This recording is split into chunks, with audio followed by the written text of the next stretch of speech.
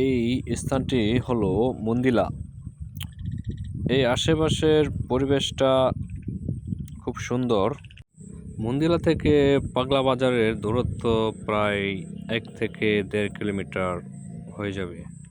এখানে অনেক সুন্দর একটা প্লেস, যেখানে দক্ষিণ গফরগাঁওয়ের পাগলা নামের যে উপজেলাটা হওয়ার জন্য আমাদের এই পাগলায় যে মিছিলটি হচ্ছে, আমি মূলত এই উপজেলার জন্য এই জায়গাটি দেখানোর চেষ্টা করতেছি যে এটা হওয়া উপযোগী কি না।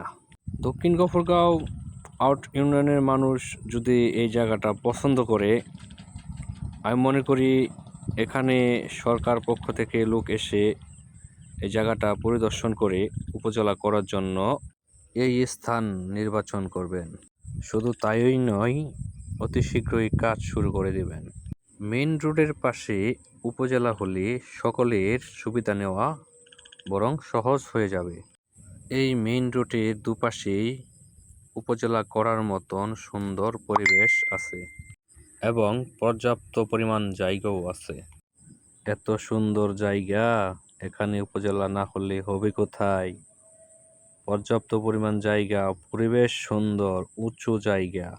দক্ষিণ গফরগাঁও পাগলা নামে পাগলা উপজেলা করার পক্ষে যাদেরকে ধরে নিয়ে গেছে আইন শৃঙ্খলা বাহিনী, দক্ষিণ গফরগাঁওয়ের মানুষ আশায় আছে কোর্ট সুষ্ঠু রায় দেবে যে যাদেরকে ধরে নিয়েছে তারা অপরাধী নয়, বিনা কারণে হয়রানি করার জন্য তাদেরকে ধরে নিয়ে গিয়েছে।